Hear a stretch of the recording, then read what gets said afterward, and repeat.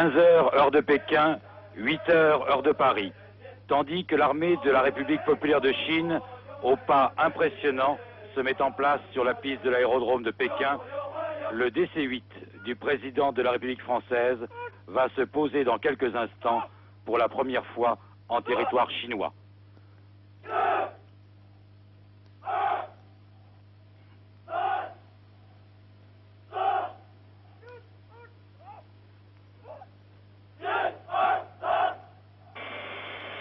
La Chine va réserver un accueil exceptionnel à la France. Voici la délégation chinoise qui va accueillir M. Pompidou. À sa tête, M. Zhou Enlai, le numéro 2 chinois.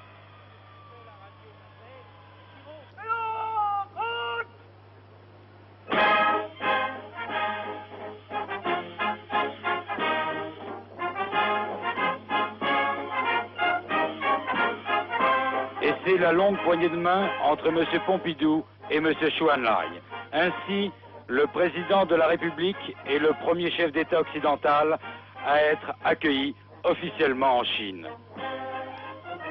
Pour les Chinois, événement politique également. Ils ont vu pour la première fois leur nouveau numéro 3, M. Van Anwen. C'est le plus jeune des dirigeants. Il a 36 ans. Depuis le 10e congrès, beaucoup voient en cet ouvrier de Shanghai le successeur de Mao Tse-tung. Point commun ici avec tous les pays du monde, les honneurs militaires. Dans un garde-à-vous impeccable, des soldats des 3 armes. Mais voici l'accueil propre à la Chine. Des milliers de filles des écoles de Pékin, en robes multicolores, vont danser et chanter en agitant leur foulard de soie et des bouquets de fleurs de papier. D'un côté, l'armée impressionnante, de l'autre, les danses gracieuses avec des chants de bienvenue. C'est la Chine, c'est le contraste de la Chine.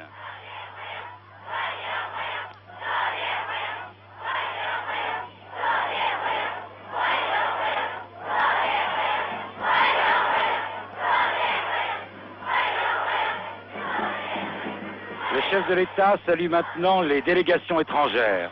Rappelons ici que la France, sous l'impulsion du général de Gaulle, a été le premier pays occidental à reconnaître le régime de Pékin. D'ailleurs, au cours des entretiens, Français et Chinois parleront beaucoup de l'ancien président de la République.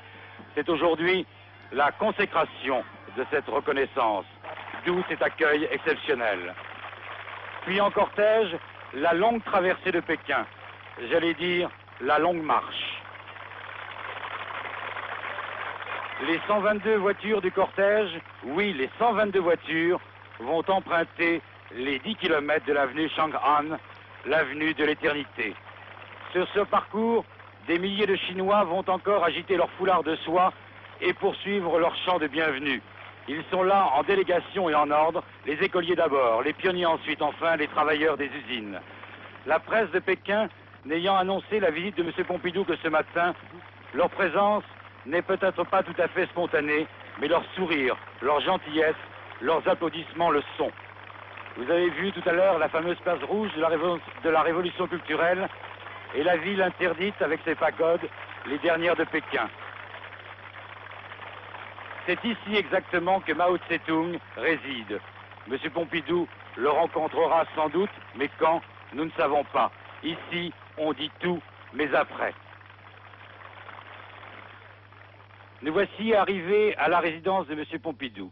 Le chef de l'État a eu tout à l'heure ses premiers entretiens avec M. Zhou Enlai, le Premier ministre, et ici avec le président de la République chinoise par intérim, M. Tung Piyu.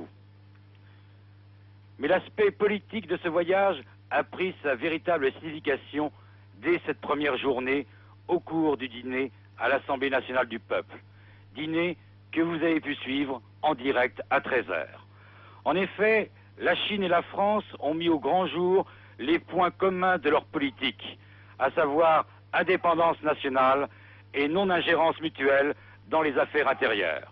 Voici cette réception. Une réception en Chine, c'est un véritable protocole. Difficile d'ailleurs pour les Européens. Photo de famille d'abord, ensuite un dîner avec 15 plats, des toasts entre chaque ou presque. Mais ce soir, nous allons l'entendre, l'important, ce sont les discours.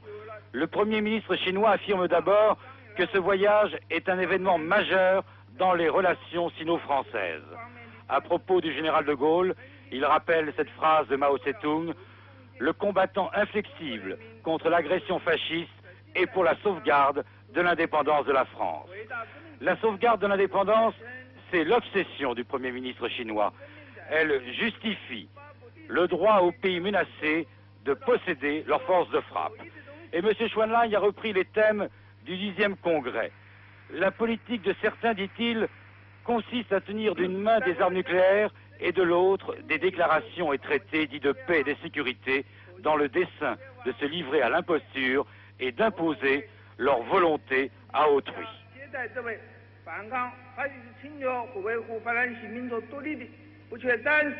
Enfin, pour lutter contre l'hégémonie, M. Chou En-lai plaide alors la cause de l'unité européenne, mais d'une Europe indépendante. Après ce passage, on constate que M. Pompidou est là aussi en tant que représentant de l'Europe. Entre chaque discours d'éthos, chacun fait le tour des différentes tables. Nous allons voir M.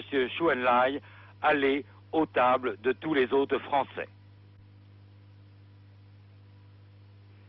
Situées aux deux extrémités de notre globe, et si inégales soient-elles par leur dimension, nos deux nations ont de nombreux points communs.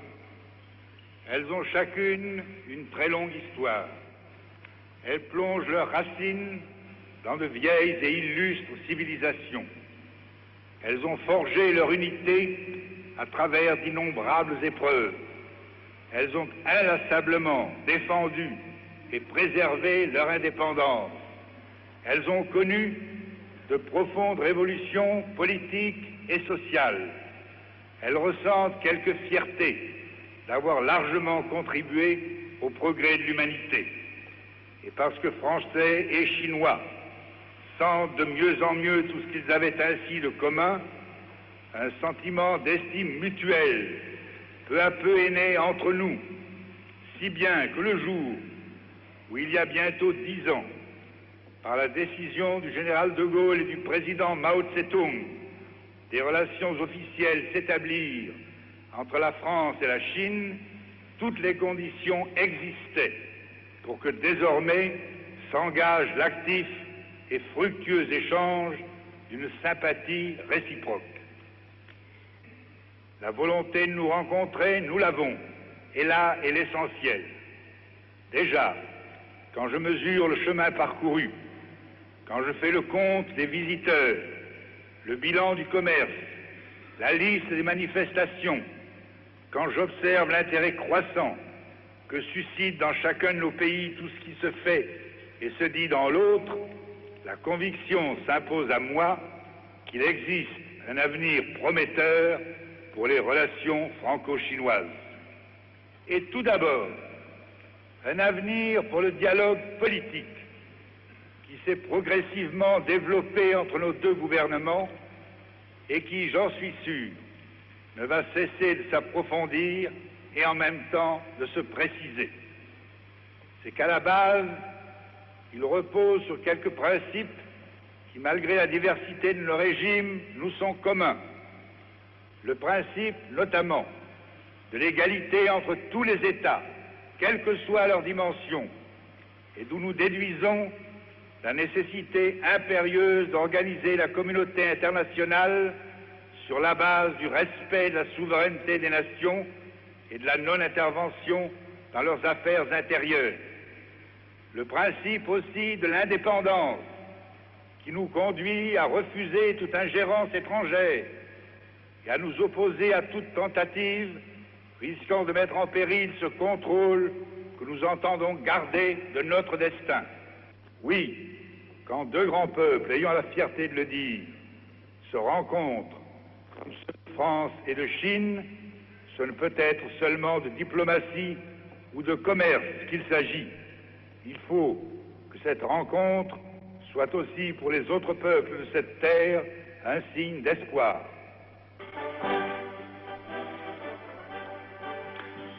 Vous l'avez vu et entendu, une première journée qui fera date dans l'histoire des relations sino-françaises. Alain Fernbach depuis Pékin, à vous Paris.